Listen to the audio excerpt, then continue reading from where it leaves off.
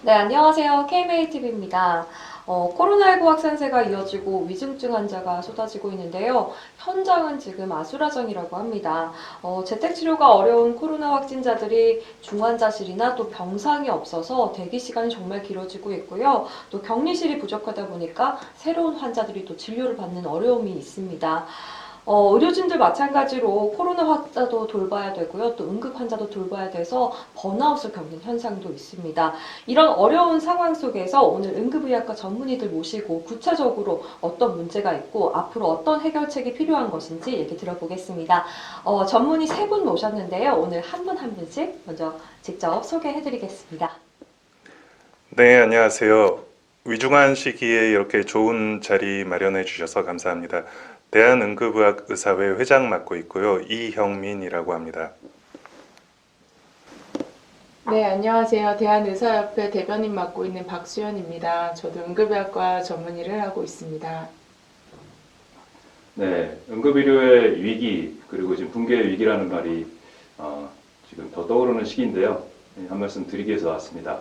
대한응급의학의사회 대변인 홍보의사 최석재입니다. 반갑습니다. 코로나 상황이 점점 안 좋아지면서 응급실 격리실에 코로나 확진자들이 체류 중인 것은 더 이상 낯선 풍경이 아닙니다. 수도권 대부분의 격리실에 코로나 확진자들이 대기 중인 상태인데요. 병상 배정을 담당하는 분들에게 전화를 해보면 대기 500번째 뭐 이런 이야기들이 돌아오고 있습니다. 뭐 수도권에서 전라도, 충청권까지도 다 뭐 병실이 없다, 내지는 중환자 옮길 수가 없다 이런 답변도 돌아오는데요. 가장 현장에서 몸소 체험하고 계신 분들이 나와 계시니 먼저 현장 상황을 좀 들려주시면 좋겠습니다. 네, 저희 병원 상황 얘기를 좀 먼저 알려드릴게요. 저희 병원은 원래는 이제 코로나 병동이나 이런 게 없었던 이제 수원에 있는 중소병원이었는데요. 이번에 이제 2년간 코로나 환자 수가 계속 늘고 이렇게 되니까 이제 정부 차원에서 병상을 확보해달라, 음압병실을 확보해달라, 그다음 코로나 병동을 확보해달라고 해서 협조를 하고 있는 상황입니다. 근데 코로나 환자가 아니어도 이제 열난 환자나 호흡기 증상 환자를 받아들일 이제 음압 격리실이 원래 없었는데 이번에 이제 증축을 하게 됐어요. 증축을 시작한다는 소식이 어디 소문도 나기 전에 문의 전화가 계속 오는 겁니다. 119 대원으로부터 환자 받아줄 수 있느냐, 지금 계속 환자가 갈 곳이 없다. 그때는 이제 아직 완성이 안 됐을 때니까 어쩔 수 없이 못 받았고, 이제 완성을 하고 이제 병상을 허가를 받아야 되는데 허가를 받지 못했음에도 그냥 오픈 첫날부터 환자를 받을 수밖에 없었어요. 예상하셨겠지만 환자가 갈 곳이 지금 없는 상황이어서 여기 아니면 갈 곳이 없다고. 처음 제가 받았던 환자가 이제 80대, 90대 노인 남성분이었는데 호흡곤란으로 산소 수치가 70이 안 된다고 급히 가야 될 때가 필요한데 이제 집이 용인이세요, 용인. 용인인데 지금 저희가 수원에서도 서수원이거든요. 환자 반대쪽 30km 가까이 떨어져 있는데 그쪽으로 이송을 할 수밖에 없다고 연락이 온 거예요. 그래서 아니 중간에 병원이 갈 데가 없느냐? 지금 전혀 없다. 지금 여기 아니면 지방으로 아예 내려가야 된다. 그래서 뭐 개소하고 뭐 허가 받고 이런 거 어떻게 할 새가 없이 일단 환자가 안 좋은 너무 안 좋은 상태니까 일단 받을 수밖에 없었습니다. 그래가지고 급히 환자를 치료를 했고 다행히 산소 수치가 산소를 드리고 나니까 조금 올라가서 저희 병원 중환자실에 입원을 해서 폐렴 치료를 할 수 있었고 코로나 발인 검사와 확진 검사도 음성이 나왔기 때문에 그렇게 진행이 될 수가 있었지만 정말 우리가 만약에 이 병상 없었으면 이 환자도 정말 위험했겠구나 하는 생각이 드는 상황이었죠. 네, 위드 코로나를 시행하고 나서부터 부쩍 기자님들의 전화를 많이 받고 있습니다. 의료 현장의 붕괴, 특히 이제 응급의료의 붕괴라고 하는 표현을 언론에서 다루기 시작하면서부터 저는 사실 붕괴라는 표현보다는 디제스터, 재난이라는 표현을 더 쓰고 싶습니다. 저희 교과서적으로 의료 역량을 초과하는 어떤 환자가 발생하는 상황, 이것을 의료적인 재난이라고 얘기를 하는데요. 이미 뭐 코로나 2년을 지나오면서 이미 저희 재난 상황에 돌입을 한 것이고요. 그것이 거의 한계에 다다른 시점에서 이제 단계적 일상회복, 위드 코로나가 시행이 되면서 이제는 넘쳐 흐르게 되는 이제 이런 상황이지요. 지금 현장에서 느끼는 응급의료진들의 어떤 피로감이나 좌절감, 그리고 위기의식은 일반적인 보도보다 훨씬 더 심하면 심했지 적지는 않을 것이라고 생각을 합니다. 언론에서 표현하는 이런 모든 상황들이 현장에서는 훨씬 더 심각하게 느끼고 있고요. 더 큰 문제는 이것이 앞으로 더 악화될 가능성이 훨씬 더 높다라는 부분에 저희가 우려하는 바입니다. 네. 네. 실제 상황이 정말 좋지 않은데요. 저 같은 경우는, 아이가 1시간 이상 경기를 하는데 확진자 접촉력이 있고, 그리고 열도 나고 하니까 이제 받아주는 병원이 없어서 1시간 넘게 돌다가 응급실에 도착을 했는데, 화나가 결국에는 심폐소생술까지 해야 되는 상황이 됐고, 그 이후로 다행히 회복은 되었으나, 병상 배정이 안 돼서 5일 넘게 응급실에 있다가 응급실에서 퇴원을 해야 되는 상황까지 있었습니다. 뭐 심폐소생술을 했던 아이이기 때문에 아이를 퇴원시키면서도 재택치료로 보내면서도 굉장히 의료진들이 걱정을 하기는 했지만 이 아이가 응급실에 계속 체류가 되어 있으면 또 다른 열나는 아이들을 받을 수가 없는 그런 의료진들의 또 그런 고민들이 많이 있습니다. 이렇게 위중증 환자가 계속 늘고 있고 이 중환자실이 포화가 되니까 어쩔 수 없이 응급실에서 그런 중환자들이 계속 체류시키면서 봐야 되는 상황들이 지금 발생하고 있는데요. 응급실은 환자들이 들어오는 입구입니다. 아까 최석재 선생님께도 얘기해 주셨지만 이게 119에서도 굉장히 먼 거리 이송을 많이 해야 되는 상황들이 발생하고 있는데요. 이런 입구가 막히고 있으니 어떤 문제들이 또 생길 수가 있고 앞으로도 어떤 문제가 생길 수 있는지 얘기해 주시면 좋을 것 같습니다. 네. 응급의료라는 거는 하나의 시스템으로 돌아가야 되는 유기체 같은 겁니다. 어떻게 보면 이게 도로 같은 상황이라고 볼 수가 있죠. 도로에서 차가 앞에서 나들목으로 잘 빠져나가고 뒤에서 출발하는 차도 가야 되고 이렇게 흐름이 이어져야 되는 건데 만약에 119 차원에서 먼 거리 이송을 해야 돼서 다음 환자를 받지 못하는 상황. 왜냐하면 출동을 나가 있는 상황이니까요. 그 다음에 응급실에서 음압경리실이 차 있으면 또 받지 못해서 정체되는 상황. 그리고 또 앞에 그런 상황들이 또 있는 거죠. 중환자실이 또 지금 서울 경기권이 전부 다 90%, 95%를 좀 넘어서는 가동률을 보이고 있는데요. 이게 그럼 5% 남았냐 이렇게 생각하실 수 있는데 그렇지가 않습니다. 환자가 빠지고 나면 소독해야지, 그 다음에 환기시켜야지 이 시간이 꽤 걸리거든요. 그 시간을 생각을 하면 지금 100%다 돌아가고 있다고 볼 수가 있는 건데 아마 지금 오버베드 하고 있는 중환자실도 꽤 있을 겁니다.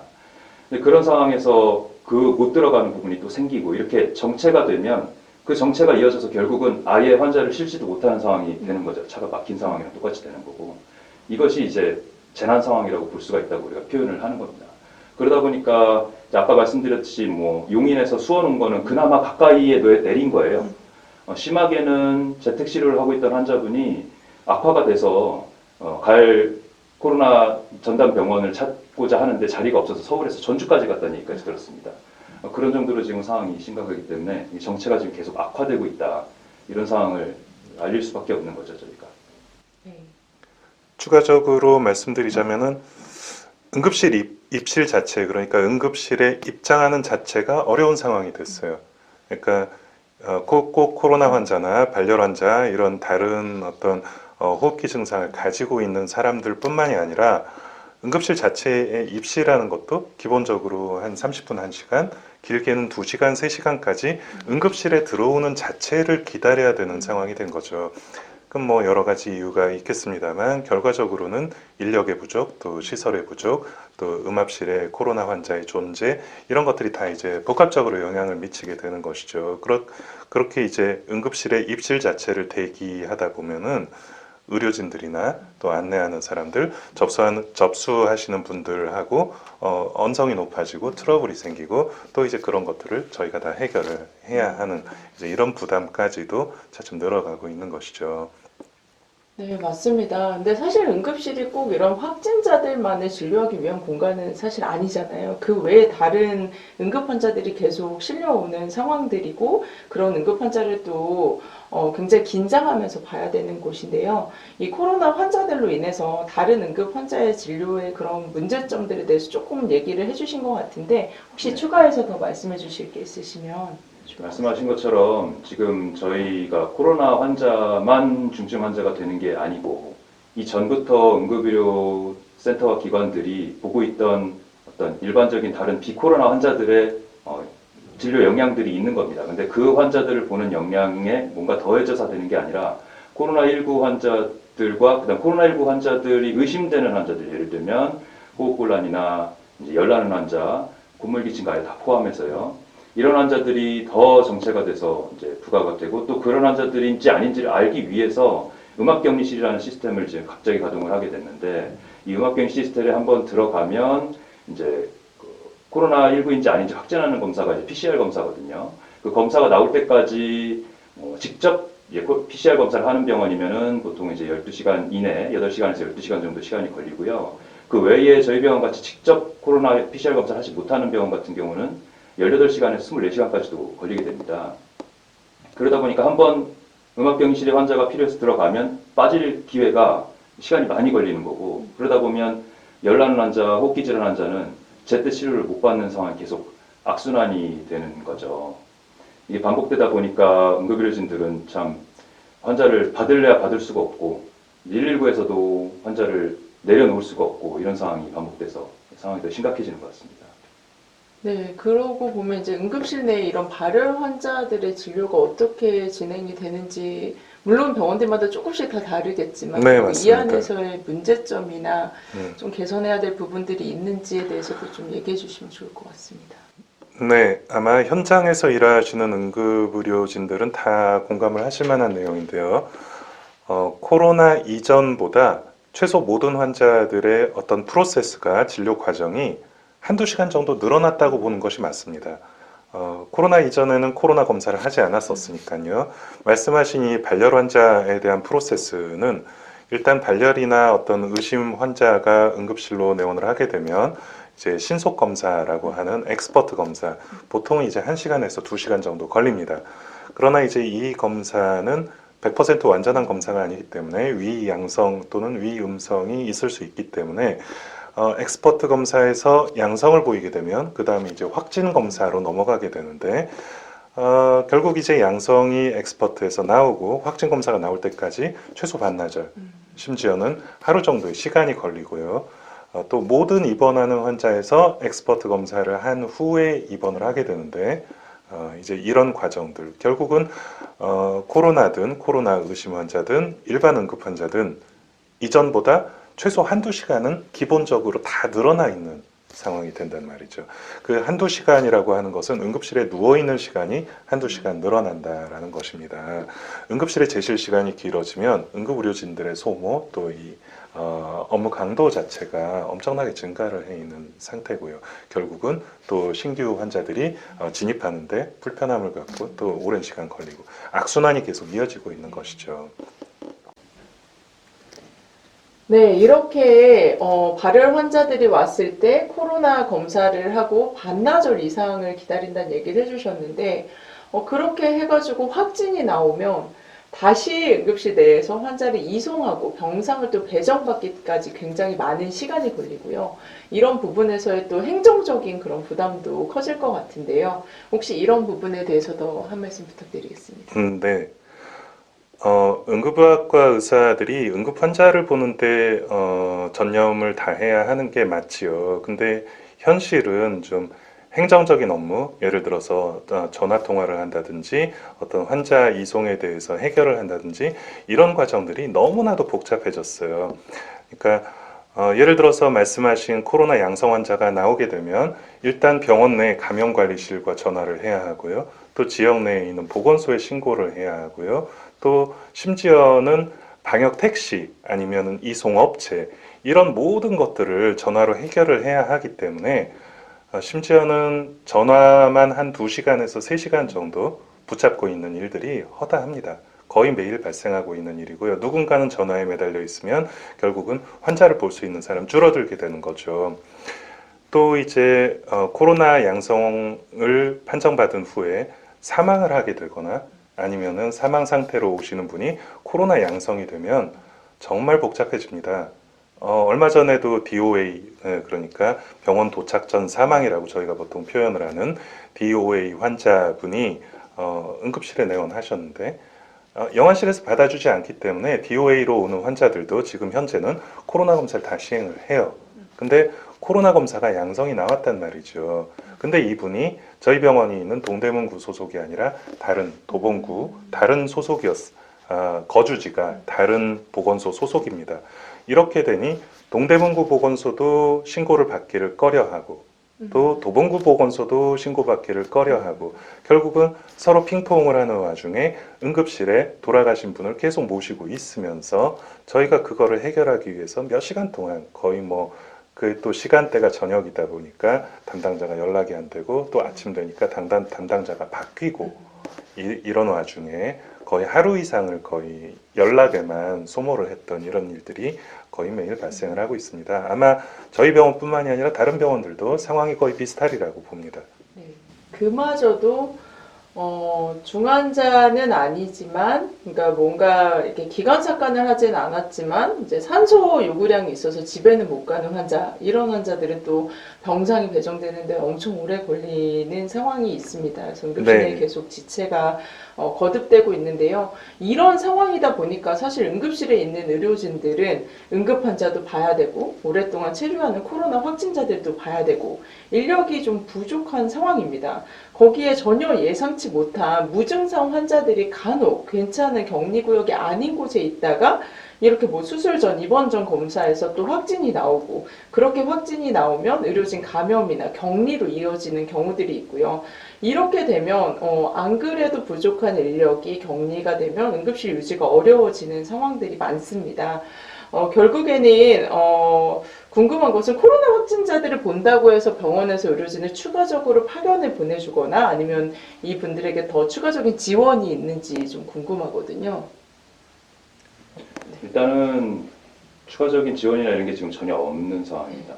우리가 음압 격리실에 이제 환자가 들어갔을 때에도 그 음압 격리실이 계속 지금 차 있는 상황이기 때문에 거의 코로나 병동 같은 업무를 하고 있는 상황이 돼버리거든요. 간호사들이 거기에 매달릴 수밖에 없고, 그리고 또 PAPR도 없어요.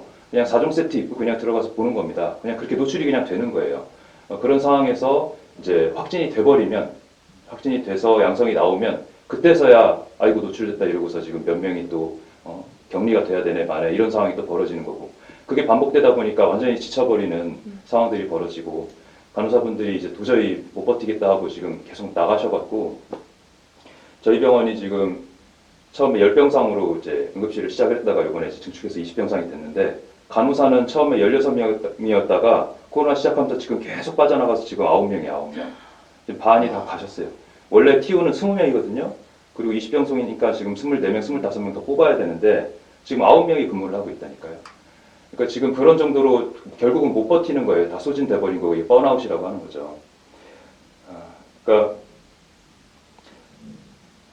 응급실이 어떻게 보면 코로나 병동처럼 아예 확진 환자를 보는 건 아니지만 확진이 언제든지 나올 수 있는 환자들을 볼 수밖에 없는 공간이에요. 병동이라는 거는 우리가 응급실에서 코로나 간이 검사라도 해서 음성이 나와야 올리고 이러기 때문에 어느 정도 프로텍트가 되는데, 응급실이라는 거는 요즘은 또 델타 변이 때문에 아무 데서나 양성이 나옵니다.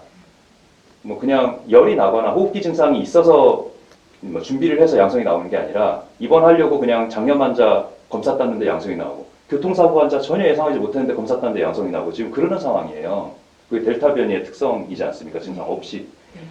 그러다 보니까 이제 노출된 간호사들, 의사들 몇 명씩 갑자기 또 며칠 격리 들어가야 되고, 코로나 검사 몇 번 또 받아야 되고, 이러다 보니까 이제는 못하겠다 소리가 자꾸 나오는 거죠.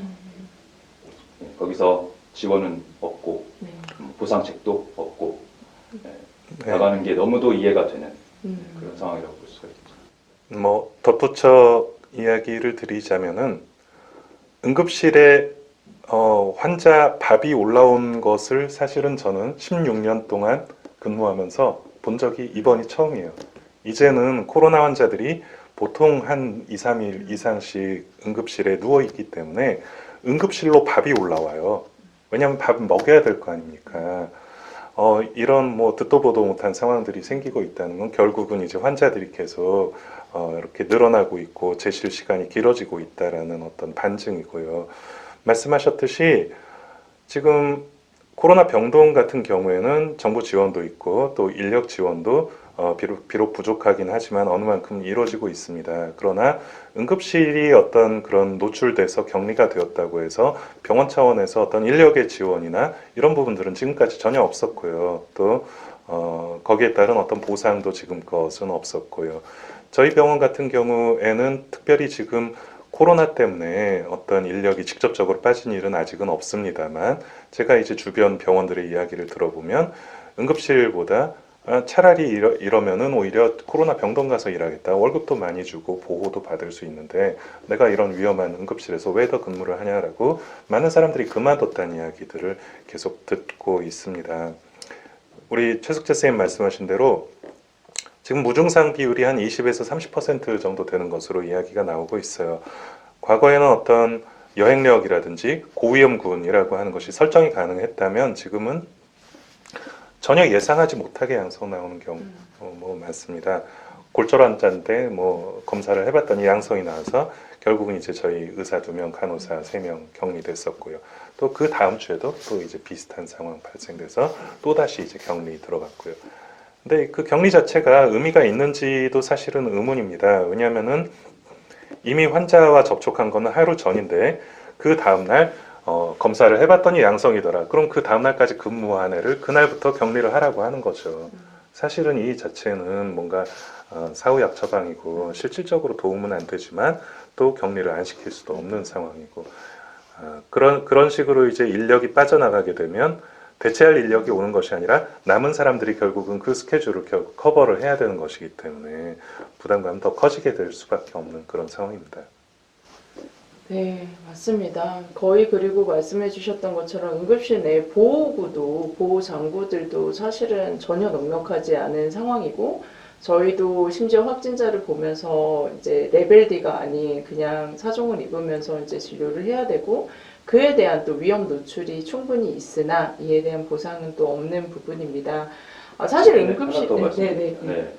최근에 그런 의료진 노출에 대한 또 다른 사고가 있어서 이 부분도 말씀을 드리고 넘어가야 될 것 같은데, 지금 서울에 있는 대학병원에서 그 심폐소생술 환자가 이제 들어온 거예요. 심폐소생술 환자는 일단은 음압격리실에서 받아야 되는 상황이 맞습니다. 그리고 이제 의료진들이 모든 방법으로 입구 봐야 되는 게 맞고, 왜냐하면 어떤 상황일지 전혀 모르고 심장 마비가 온 이유가 뭔지 모르고 호흡기 질환이나 이런 게 있을지 전혀 모르는 상황이기 때문에. 근데 상황이 그렇습니까? 아시다시피 응급 환자가 들어오면 일단 의료진은 환자를 살리겠다고 달려드는 사람들이지 않습니까? 그러다 보니까 레전트 이제 전공의 선생님들이 달려들어서 이제 방어도 제대로 못하고 그냥 심폐소생술을 한 모양이에요. 그러면서 이제 나중에 심폐소생술이 끝나고 환자는 이제 안 좋은 상태에서 돌아가셨고, 그러고 나서 이제 심폐소생술 끝나고 나서 이제 코로나 검사를 따보니까 양성이 그때서야 나왔고, 그때 심폐소생술에 참여했던 간호사 의사 중에서 몇 분이 이제 양성이 나왔는데 나중에 이제 검사를 해보니까 감염이 된 거죠. 그래서 그 중에서 이제 전공의 한 분은 중환자실까지 갈 정도로 산소 포화도가 안 좋아져가지고 위험에 빠졌던 상황이 있었습니다. 지금은 조금 회복되신 상태로 알고 있는데, 이런 상황들이 지금 의료진 노출에서 심각하게 벌어지고 있는 상황입니다. 네, 맞습니다. 네, 제가 간단히 조금 더 이야기를 드리겠습니다. 올해 전공의 지원율이 응급의학과 86%라고 이야기를 들었습니다. 소아과 같은 경우는 훨씬 더 낮은 상태고요. 우리가 필수의료라고 얘기를 하는 여러 과들이 지원율이 떨어지고, 또 직접적으로 코로나와 상관없는 기존의 인기과들 같은 경우에는 상당히 높은 경쟁률을 보이고 있다라고 이야기를 들었습니다. 특히 초창기부터 코로나 대응에 상당히 어려움을 겪고 많은 것들을 보아온 대구 경북 지역의 응급의학 전공의들이 지원을 거의 안 했다는 이야기를 듣고, 이건 정말 심각한 문제구나. 의료진들이 느끼고 있는 이런 어떤 위험성이나 그런 피로도는 생각보다 훨씬 더 심한 것이구나라는 그런 생각을 해봤습니다. 네, 맞습니다. 사실 응급실이 굉장히 코로나 초반부터 의료진들이 다 위험을 감수하고 감염이 가능성이 있는 모든 환자를 분류하고 또 검사하는 역할을 했었잖아요. 거의 관문이었고 어떻게 보면 응급실은 더티존, 나머지는 클린존, 병원 내에서 이걸 유지하기 위해서 굉장히 노력을 했거든요. 그리고 나서 이후에 백신을 많이 접종을 하면서 백신 부작용에 관련된 진료도 사실은 가장 많이 한 곳입니다. 119뿐만 아니라 뭐 요양원, 요양병원, 뭐 병원 간의 이송 등의 유입 경로도 너무나 많은데 지금 문제는 응급실은 포화 상태이고 응급실 내에 있는 의료진들은 2년의 시간을 거의 전방에서 이렇게 일을 하면서 지치고 번아웃이 된 상태입니다. 여기에서 이제 재택치료 뭐 이런 이야기도 나오고 재택치료의 핵심은 결국에 안 좋아지는 환자들을 제때 이송을 해야 되는 부분인데요. 이런 환자들까지 지금 포화 상태로 유입이 된다면 어떤 상황이 벌어질지 상상하고 싶지 않습니다. 여기서 대안을 좀 고민해 봐야 될 것 같습니다. 이렇게 꽉 막혀버린 응급실 어떻게 풀어내야 될지 좀 해결책에 대해서 이야기를 해보면 좋을 것 같은데요.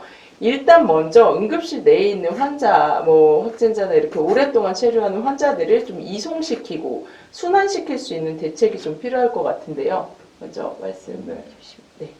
일단 응급의료라는 게 응급 상황들이 계속 일정 분율 인구에 맞춰서 이제 벌어지고 있는 상황이고 대표적인 예가 심근경색, 뇌경색, 뇌출혈, 그다음 중증 외상 이런 상황들이죠. 이런 상황들에 맞춰서 우리 응급의료 시스템이 만들어져 있는 상황이기 때문에 사실 그것도 여러 가지 수가 문제니 뭐니 해가지고 병원별로 충분하게 만들어 놓은 게 아니라 정말 버티게 만들어져 있는 상황이었거든요. 코로나 이전에. 근데 그 상황에서 환자들이 오는 부분이 그나마 원활하게 이제 굴러가던 상황에서 지금 이렇게 코로나19 환자랑 그다음에 의심 환자랑 음압병동을 통해야 되는 상황, 음압격리실을 통해야 되는 상황이랑 이런 것들이 포함 추가가 되면서 이제 로딩이 생긴 거기 때문에 결국 제일 중요한 건 원래 환자를 보던 그 시스템인 우리 의료 시스템을 잘 보존을 한 상태로 그 다음에 코로나19 환자가 의심되는 환자들을 빨리빨리 확인해서 볼 수 있는 시스템으로 양분을 해서 감염병과 감염병이 아닌 이제까지 일반적인 질환과의 응급 시스템을 좀 어떻게 보면 분리를 해서 운영을 하는 게 되게 중요한 상황이라고 볼 수가 있고요.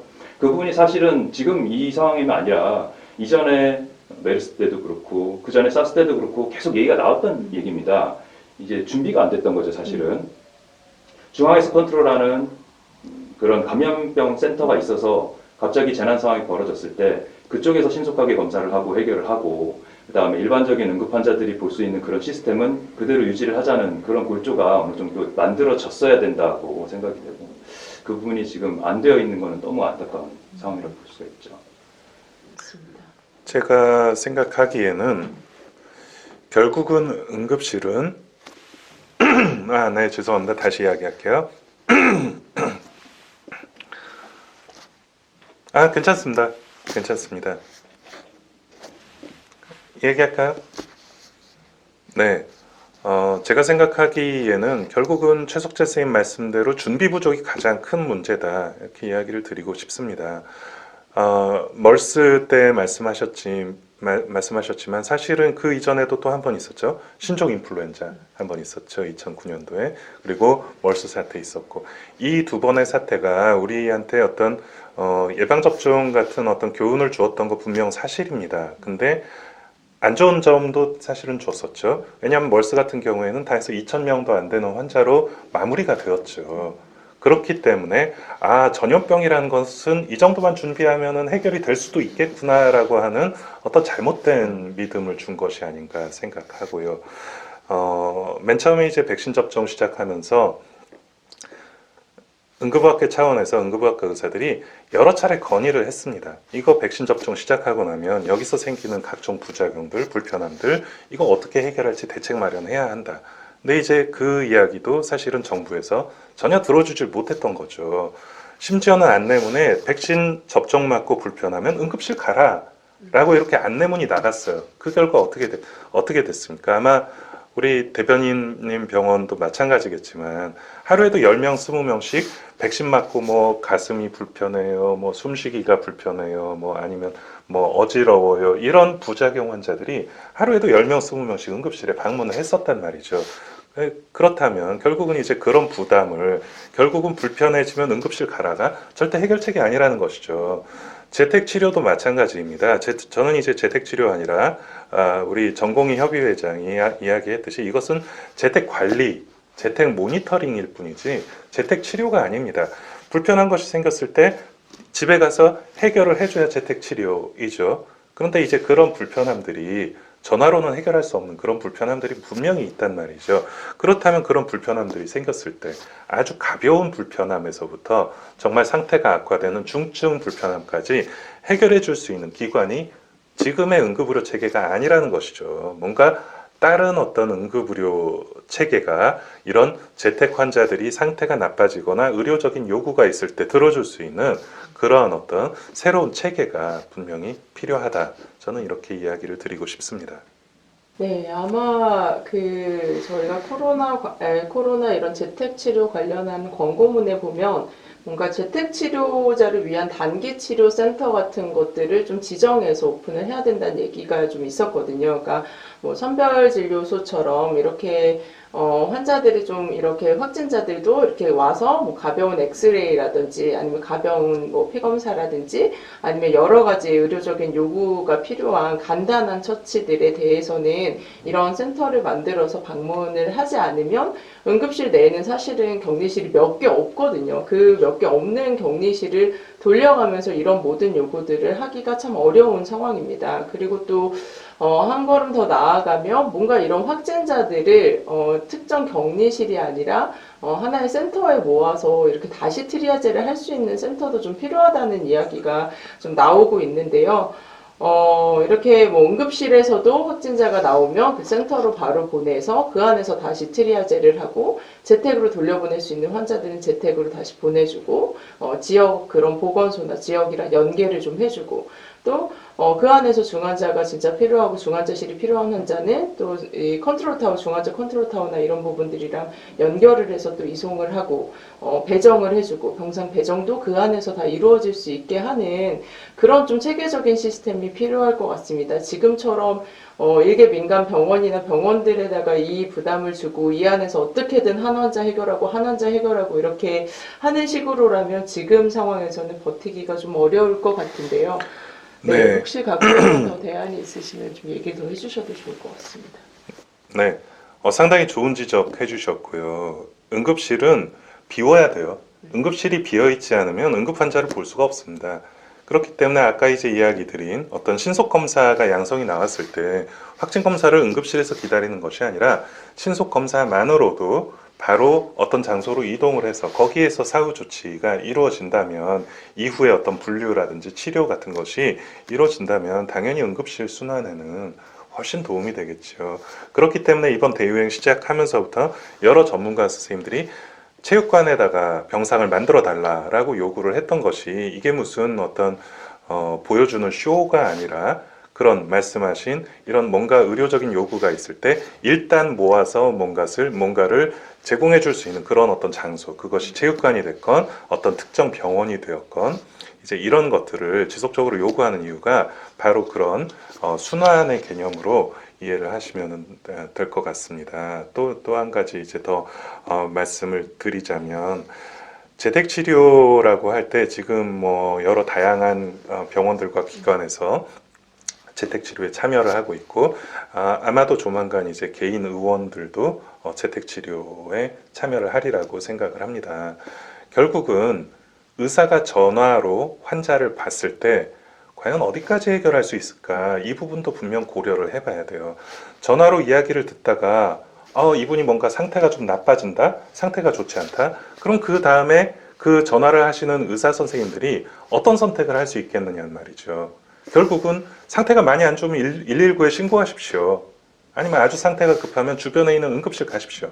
이 얘기 말고는 해줄 수 있는 얘기가 무엇이 있을까? 과연 그게 재택에 계신 분들한테 안전망이 될 수 있을 것이냐? 저는 그렇지 않다라고 생각을 합니다.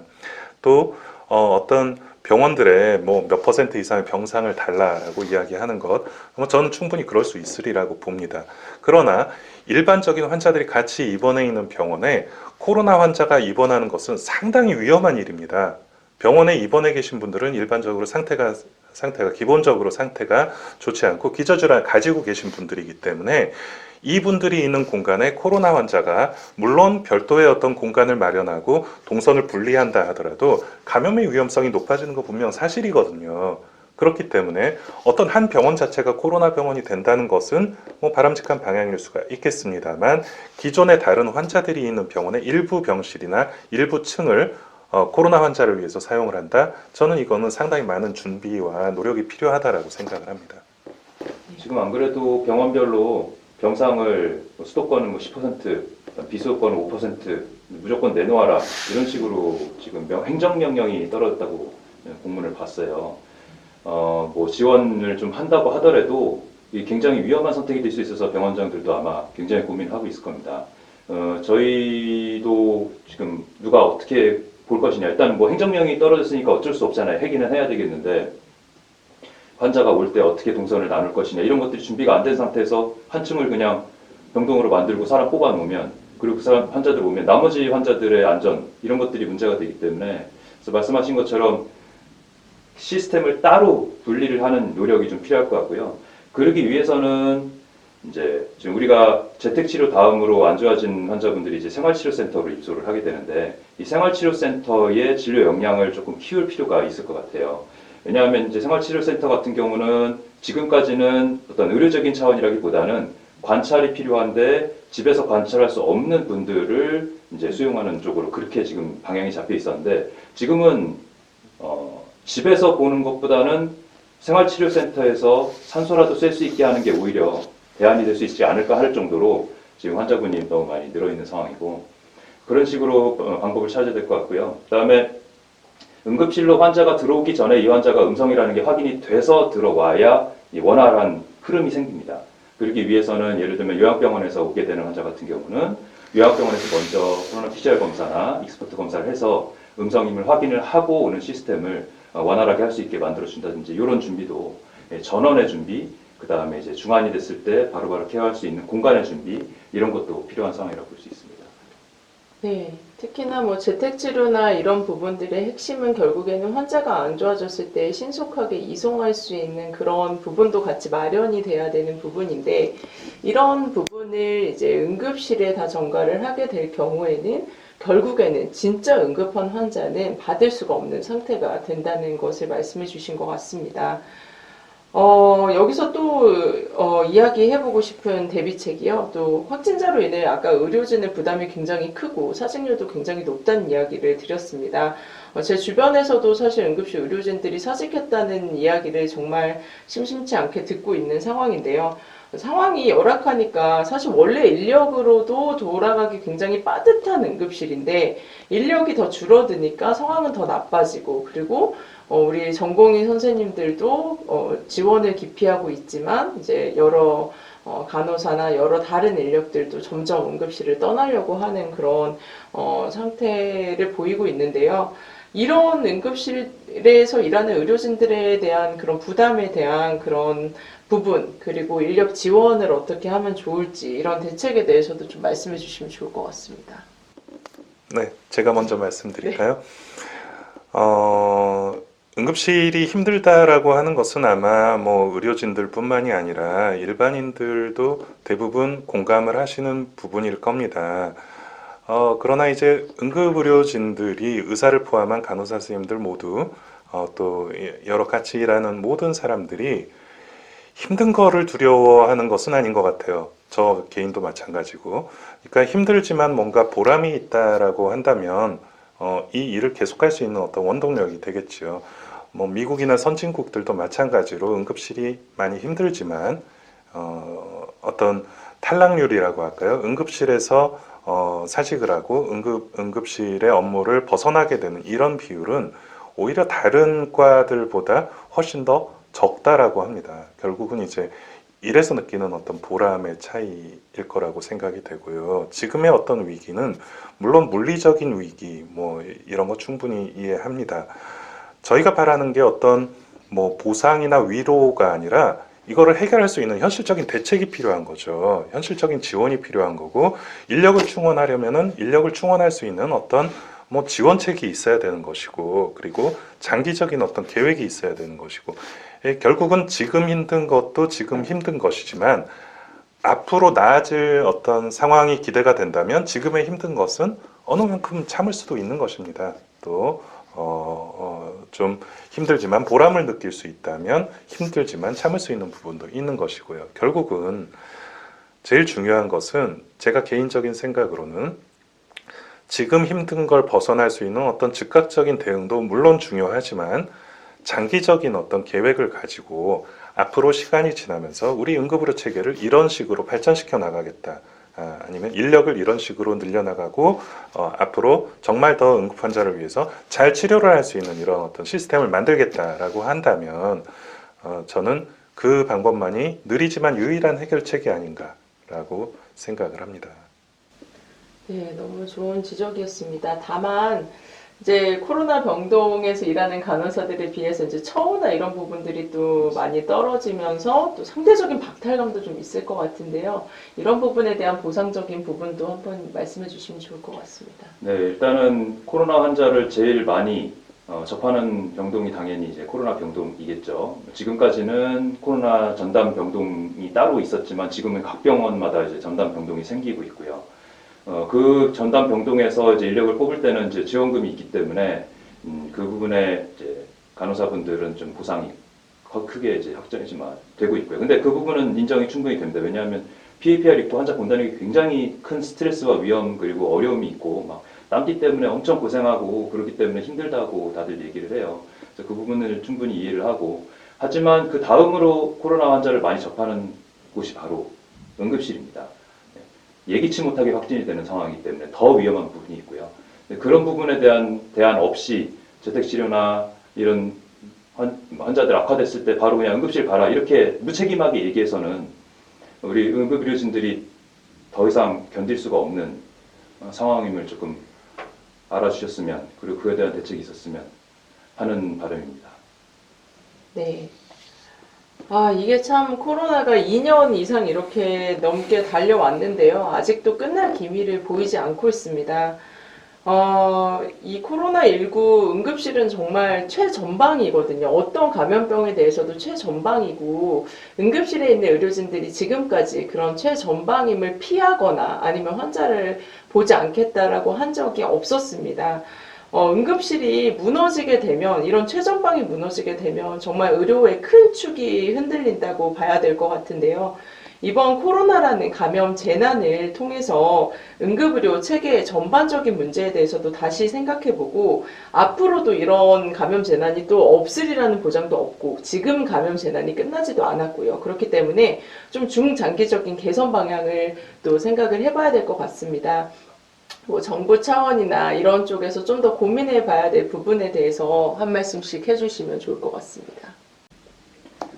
이제 벌써 코로나19 얘기가 나오고 나서 우리가 지금 22년을 맞고 있습니다. 벌써 햇수로 새해가 지금 넘어가는 상황인데 근데 이제 감염병이라는 거는 이렇게 해서 끝나는 게 아니거든요. 코로나2, 코로나2, 3이 올 수가 있고요. 조류독감이 올 수도 있고요. 어떤 감염병이 올지 모르는 겁니다. 그리고 그 파도가 지금 이 코로나19보다 더 높을지 낮을지도 전혀 알 수 없는 상황이고요. 그런 일이 없었으면 좋겠지만 그렇다면 우리는 대책을 마련해놓고 있어야 됩니다. 그래서 감염병이 생겼을 때 대응이 될 수 있는 이거는 재난급으로 갑자기 확 커지는 그런 문제이기 때문에 우리가 디마트 시스템이라 그래서 재난이 생기면 응급의료진들이 뛰어 들어갈 준비를 하고 항상 대비를 하고 있지 않습니까? 그런 것처럼 이런 감염병에서도 재난 대응팀이 있어야 되고 그거에 대한 시스템이라는 게 따로 준비가 되어 있어야 되는 겁니다. 그래야 기존의 응급의료 시스템에 장애를 주지 않고 흐름이 원활하게 돌아갈 수가 있는 거죠. 그리고 한마디 더 말씀드리자면 사실 의료라는 게 뭡니까? 이 병원의 본질이 뭐예요? 아픈 환자 치료하는 거잖아요. 아픈 환자를 치료하고 아픈 환자를 다시 살려내고 아픈 환자를 다시 사회로 돌려보냈을 때 보람을 느끼는 사람들이 응급의료진만이 아니죠. 다른 바이탈을 보는 많은 과들인데 이 사람들이 이번에 이 전공의 지원율에서도 봤듯이 점점 무너져 가고 있습니다. 의료의 본질을 이해해 주신다면 이렇게 계속 만드실 수 없죠. 아픈 환자를 살리고 아픈 환자를 낫게 하고 아픈 환자를 사회로 돌려보냈을 때 직업적 소명과 이런 행복감을 느끼고 싶습니다. 지금처럼 진짜 빡빡 기어가면서 일하고 싶지 않습니다. 네, 최석재 선생님이 약간 감정이 북받치신 것 같습니다. 아마도 현장의 의료진들은 충분히 공감할 이야기라고 생각을 하고요. 상황이 이렇게 악화되고 있는데도 정부에서는 계속 지켜보겠다고 합니다. 대체 무엇을 보고 싶은 분들인지 이 자리에서 한번 물어보고 싶습니다. 현장에서 느끼는 이런 감정들은 매우 심각한데 무엇을 더 지켜봐야 더 이상의 조치가 나오는 것인지 정말 안타까운 마음을 금할 수가 없습니다. 무엇이라도 해야 되는 시점이 맞고요. 1%도 안 되는 코로나 환자들 때문에 99%의 비코로나 응급 환자들이 손해를 보고 있는 현실입니다. 이 1%의 코로나 환자들이 응급실 의료 자원의 50% 이상을 지금 점유하고 있는 현실이죠. 당연히 다른 응급 환자들은 의료의 질이 떨어질 수밖에 없는 상황이고요. 심지어는 심폐소생술을 받아야 하는 환자가 응급실에 입장을 하지 못하는 이런 상황까지 지금 벌어지고 있는 것입니다. 여러 관계자분들 또 정책 당국 또 현장에 있는 사람들의 의견을 모아서 저희 대한응급의학사회는 그런 어떤 협의체를 구성을 해서 논의를 하자, 또 TFT를 구성을 해서 논의를 하자 여러 차례 건의를 했습니다. 이제는 좀 담당자분들께서 이러한 이야기에 화답을 하실 때가 아닌가라고 생각을 합니다. 지금의 위기 상황 물론 엄중합니다. 시간이 지나면은 언젠가는 넘어가겠지요. 그러나 생각해 보면 이러한 똑같은 일들이 내년에, 내후년에 또 아니면 다음에 발생을 했을 때 과연 지금과 다를까에 대해서 누구도 자신할 수 없습니다. 준비하지 않으면은 이후에 일어나는 일들, 지금과 똑같은 일들이 반복이 될 것이라고 생각을 합니다. 제일 중요한 것은 지금의 현실을 정확하게 직시를 하고 또 지금의 응급실 현장 상황을 직접 나와서 보시라고 이야기를 드려보고 싶어요. 나와서 보면은 이것이 얼마나 심각한 상황인지를 분명히 눈으로 보실 수가 있는 상황입니다. 어디 응급실을 가도 다 보실 수가 있는 상황이에요. 지금 현재의 응급의료 상황을 직접 눈으로 보고 또 전국에 있는 상황들을 정확하게 도큐멘테이션하고 여기에 대한 백서 만들고 과연 무엇이 문제였는지 하나하나 분석을 하고 이러한 어떤 준비와 노력이 없다면 향후에 닥쳐올 똑같은 상황에서 결국은 똑같이 좌절하고 똑같이 힘들고 똑같이 많은 사람들이 돌아가실 것입니다. 이에 대한 어떤 개선의 노력을 함께 해주시기를 부탁드립니다. 네, 의사는 환자가 있어야 존재를 합니다. 그렇기 때문에 또 환자를 잃는 것이 의료진들에게는 가장 좌절스러운 일이 될 수 있는데요. 지금과 같이 저희가 말씀드린 빙상의 일각일 수도 있지만 이런 현실들이 지속이 된다면 결국에는 잃게 되는 환자가 생길 것이라는 게 눈에 보입니다. 응급실은 골든타임이 있는 곳입니다. 소잃고 외양간을 고치기보다는 지금은 정말 외양간을 빨리 수리해야 되는 골든타임 내에 있는 것 같습니다. 네, 오늘 세 분 얘기를 들어보니까 현장에서 환자들의 생명을 지키기 위해서도 노고가 크지만 이 상황을 어떻게 하면 잘 극복하고 해결할 수 있는지에 대해서도 너무나 많이 고심하고 고민하고 그런 흔적들이 느껴지고 있습니다. 이런 현실을 좀 잘 알고 정부에서도 좀 지원을 해주면 좋겠다는 마음인데요. 마지막으로 함께 좀 힘들어하고 있는 우리 국민들 그리고 동료 의사분들이 있습니다. 응급실에서도 지금도 노고를 아끼지 않고 계시는 선생님들께도 한 말씀 부탁드리겠습니다. 네, 국민 여러분들께 응급의료 현장을 지키고 있는 현장의 전문가로서 당부드리고 싶은 이야기들이 있습니다. 여러 국민들이 원하는 만큼 응급의료를 충분히 제공해드리지 못해서 현장의 응급의료진들은 정말로 죄송하다는 마음을 가지고 있습니다. 이것이 저희의 의지와는 상관없이 어떤 시스템의 문제 또 응급의료 자원의 부족 문제 때문에 기인한다는 어떤 사과 말씀을 먼저 드리고요. 불편하시겠지만 비응급 상황에서 응급실 이용을 최대한 자제해 주시기를 부탁드립니다. 보다 응급한 환자, 보다 생명이 위험한 환자, 정말로 응급처치가 필요한 환자들을 위해서 자의적인 응급실 이용을 최소한으로 줄여주십사 부탁드리고요. 지금의 상황은 본인이 다니던 병원이라고 해서 본인을 무조건 받아줄 수 있는 그러한 상황이 절대로 되지 않습니다. 정말로 위급한 상황이 닥쳤다면 119에 연락을 하셔서 119에서 수용이 가능한 병원을 알아봐주고 또 그러한 병원이 비록 연고지와 어느 만큼 떨어져 있다 하더라도 그러한 부분에 협조를 부탁드리고요. 또 그렇습니다. 저는 주변 분들한테 이렇게 이야기를 합니다. 요양병원에 계시거나 만성적인 질환을 원래 가지고 계셨던 분들께서는 최대한 어떤 본인의 건강 관리에 유념하셔서 상태가 악화되면서 응급실에 올 수 있는 그러한 것들을 최소한으로 줄일 수 있도록 예방할 수 있도록 노력하는 이런 부분이 필요하다라고 생각을 합니다. 또 조금이라도 증상이 있다면 근처 보건소나 여러 의료기관을 통해서 사전에 코로나 검사를 미리 받으셔서 정말 급한 상황에 응급실에 들어와야 할 때 코로나 검사 결과가 없어서 치료를 받지 못하는 이러한 상황에 대해서는 미리 예방을 하시는 것이 필요하다고 생각을 합니다. 고생하고 계시는 동료 의료진들께도 한 말씀 드리겠습니다. 저희는 응급의 전문가들이고요. 응급의학 전문의이기 때문에 이러한 응급 상황을 해결할 수 있는 유일한 전문가 집단이라고 저는 생각을 합니다. 우리나라가 전문가로서 어떤 존중과 대우를 받지 못하기 때문에 이런 여러 가지 문제들이 꼬이게 되는 것이고 힘들어지는 것입니다. 정말로 이러한 상황을 극복하기 위해서 전문가로서 앞에 나서서 여러 가지 대책을 함께 논의해 주시고 또 이러한 여러 가지 정책들이 단지 정치적인 이유로 시행된다거나 아니면 의료 외적인 어떤 판단을 할 때 전문가로서 정확한 길을 제시해 주는 것 이런 것들이 어떤 전문가로서의 의무와 책임이 아닐까라고 생각합니다.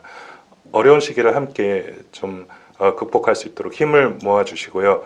응급의료 현장은 당장 올해 내년 끝나는 것이 아닙니다. 앞으로도 10년, 20년, 100년 이상 계속적으로 이제 우리나라의 응급의료 체계가 이어질 텐데 이러한 장기적인 안목으로 우리 앞날에 대해서 함께 고민에 동참해 주시기를 부탁드립니다. 네, 응급의학과를 선택한 전공의에게 왜 선택했냐고 물어보니까 한 친구가 이런 얘기를 했습니다. 모든 환자를 두려움 없이 보고 싶어서 선택을 했다라는 이야기를 했습니다. 응급실에 심폐소생술 환자나 생명이 위태로운 환자가 온다고 연락이 오면 정말 일사불란하게 모두가 움직이는 모습을 보실 수가 있습니다. 지금은 비록 의료 자원이 좀 한계치에 다다른 재난 상황이지만 우리 응급의료진들은 정말 최선을 다해서 환자 곁에 남아서 열심히 일할 것임을 분명히 말씀드리고 싶고요. 응급실에서 일을 하는 의료진들은 생명을 살리기도 하지만 또 환자들의 마지막 죽음과도 함께 합니다. 이런 응급의료진들을 좀 이해해 주시고 많은 힘을 좀 실어 주시기를 부탁드리겠습니다. 네, 앞에서 두 분이 필요한 말씀 다 해주신 것 같고요. 일단 저는 또 실제적인 얘기 한 번 더 잔소리 할 수밖에 없을 것 같아요. 의사가 해야 되는 일이 사실 잔소리라고 생각하거든요. 저는 다양한 채널을 통해서 잔소리 많이 하고 있지만 한 번 더 말씀드리겠습니다. 지금 이제 위드 코로나 한다고 말 나오면서부터 많이 마음이 해이해진 게 사실이에요. 마스크 안 쓰고 다니시는 분들도 많이 늘었고 지금 그럴 때가 아닌 거 너무 잘 알고 계시죠. 끝까지 이제 끝날 때까지는 조금 도와주십시오.